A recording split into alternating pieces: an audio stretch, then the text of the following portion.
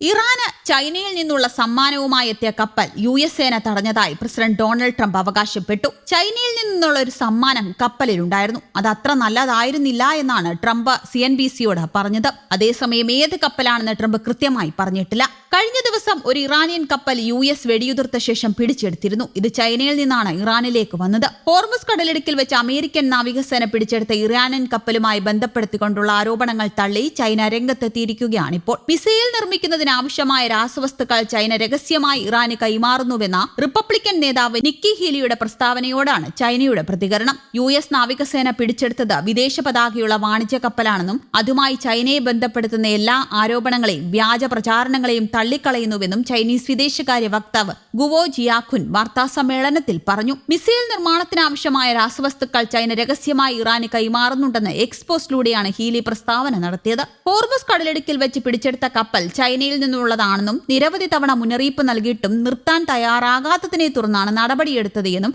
ഐക്യരാഷ്ട്രസഭയിലെ US മുൻ ambassador കൂടിയായ നിക്കി ഹീലി പറഞ്ഞു. അതിനിടെ ഇറാന്റെ ഈ കുതിപ്പിന് പിന്നിൽ ചൈനയുടെ കരങ്ങളുണ്ട് എന്ന ആരോപണവും ശക്തമാണ്. ചൈന ഇത് നിഷേധിക്കുന്നുണ്ടെങ്കിലും ഇന്റലിജൻസ് റിപ്പോർട്ടുകൾ വിരൽ ചൂണ്ടുന്നത് മറിച്ചാണ്. ഏകദേശം 1000-ലധികം അത്യാധുനിക മാൻപാർട്സ് ഇറാനിലേക്ക് എത്താൻ പോകുന്നുവെന്ന് CNN റിപ്പോർട്ട് ചെയ്തിട്ടുമുണ്ട്. അതേസമയം കപ്പൽ പിടികൂടിയതുമായി ബന്ധപ്പെട്ട വൈറ്റ് ഹൌസോ പെന്റഗണോ ഔദ്യോഗികമായി കൂടുതൽ വിവരങ്ങൾ പുറത്തുവിട്ടിട്ടില്ല. ഹോർമുസ് കടലിടുക്കിന് സമീപമാണ് ഇറാനിയൻ ചരക്ക് കപ്പൽ US നാവികസേന പിടിച്ചെടുത്തത്. കപ്പലിന്റെ എഞ്ചിൻ റൂമിലേക്ക് വെടിയുതിർത്ത ശേഷം US മറീനുകൾ കപ്പൽ നിയന്ത്രണത്തിലാക്കുകയായിരുന്നു. സംഭവത്തെ കടൽക്കൊള്ളയെന്ന് വിശേഷിപ്പിച്ച് ഇറാൻ ശക്തമായി തിരിച്ചടി നൽകുമെന്ന് പ്രതികരിച്ചിട്ടുമുണ്ട്. നേരത്തെ ചൈന ഇറാൻ ആയുധങ്ങൾ കൈമാറുന്നത് സംബന്ധിച്ച് US ഇന്റലിജൻസ് മുന്നറിയിപ്പ് നൽകിയിരുന്നു. ഇറാനിലേക്ക് ചൈനയുടെ ആയുധ വിതരണം ഉണ്ടാകില്ലെന്ന് ഷീ തനിക്ക് ഉറപ്പ് നൽകിയതായി പിന്നീട് ട്രംപ് പ്രഖ്യാപിക്കുകയും ചെയ്തിരുന്നു. എന്നാൽ ചൈന ഇറാന്റെ സഖ്യകക്ഷിയാണെന്ന് നേരത്തെ റിപ്പോർട്ടുകൾ പുറത്തുവരികയും ചെയ്തിരുന്നു. ഇറാനുമായുള്ള വെടിനിർത്തൽ ദീർഘിപ്പിക്കാൻ ആഗ്രഹിക്കുന്നില്ലെന്ന് ട്രംപ് CNBCക്ക് നൽകിയ അഭിമുഖത്തിലും പറഞ്ഞു.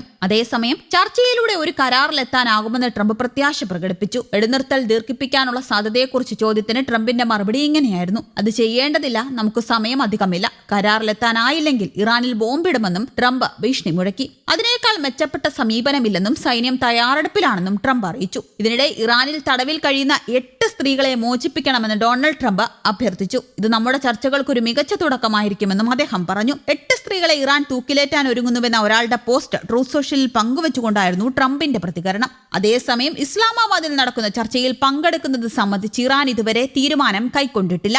വെടിനിർത്തൽ സമയപരിധി അവസാനിക്കാൻ മണിക്കൂറുകൾ മാത്രം ശേഷിക്കെ ഇരുപക്ഷവും തമ്മിലുള്ള സമാധാന ചർച്ചകൾ അനിശ്ചിതത്വത്തിലാണ്. ഇറാനുമായുള്ള 2 ആഴ്ചത്തെ വെടിനിർത്തൽ കാലാവധി നീട്ടുന്നതായി US പ്രസിഡന്റ് ഡൊണാൾഡ് ട്രംപ് പറഞ്ഞു. ഇറാന്റെ ഭരണകൂടത്തിൽ ഭിന്നതകൾ നിലനിൽക്കുന്നതിനാൽ ചർച്ചകൾക്ക് കൂടുതൽ സമയം നൽകുന്നതിനായി വെടിനിർത്തൽ നീട്ടുകയാണെന്നും എന്നാൽ രാജ്യത്തിന്റെ തുറമുഖങ്ങളിൽ US നാവിക ഉപരോധം തുടരുമെന്നും അദ്ദേഹം വ്യക്തമാക്കി. ഇസ്ലാമാബാദിലെ ചർച്ചയ്ക്കില്ലെന്ന നിലപാടിൽ ഉറച്ചു നിൽക്കുകയാണ് ഇറാൻ. തുറമുഖങ്ങളുടെ ഉപരോധം തുടരുമെന്ന ട്രംപിന്റെ പ്രഖ്യാപനം വന്നതോടെ തീരുമാനത്തിൽ മാറ്റമില്ലെന്ന് അടിവരയിട്ട ഇറാൻ ചർച്ചയ്ക്കായി പ്രതിനിധി സംഘം പാകിസ്ഥാനിലേക്ക് പുറപ്പെട്ടിട്ടില്ലെന്നും വ്യക്തമാക്കി. എന്നാൽ കരാറിലെത്തിയില്ലെങ്കിൽ യുദ്ധം പുനരാരംഭിക്കുമെന്ന് US പ്രസിഡന്റ് ഡൊണാൾഡ് ട്രംപും ഭീഷണി ആവർത്തിച്ചു. വെടിനിർത്തലിന് ട്രംപിന് താൽപര്യമില്ല. ചർച്ചയ്ക്കായി US vice president JD Vance അടങ്ങുന്ന സംഘം ഇന്ന് പാകിസ്ഥാനിലെത്തും. പാക് പ്രധാനമന്ത്രി ഷഹബാസ് ഷെരീഫിന്റെയും കരസേനാ മേധാവി അസീം മുനീറിന്റെയും നേതൃത്വത്തിൽ അതീവ സുരക്ഷാ മേഖലയായ റെഡ് സോണിലാണ് ചർച്ചകൾ നടക്കുക. അതിനിടെ ചരക്ക് കപ്പലായ ടൗസ്ക US പിടിച്ചെടുത്തതിൽ ഇറാൻ ശക്തമായി അപലപിച്ചിട്ടുണ്ട്. ഉപരോധങ്ങൾ പൂർണ്ണമായും പിൻവലിക്കണമെന്ന നിലപാടിലാണ് ഇറാൻ. അന്തിമ കരാറിൽ ഒപ്പുവെക്കാൻ ഇറാൻ തയ്യാറാകാത്തിടത്തോളം കാലം ഉപരോധം പിൻവലിക്കില്ലെന്നാണ് ട്രംപ് അറിയിച്ചിരിക്കുന്നത്.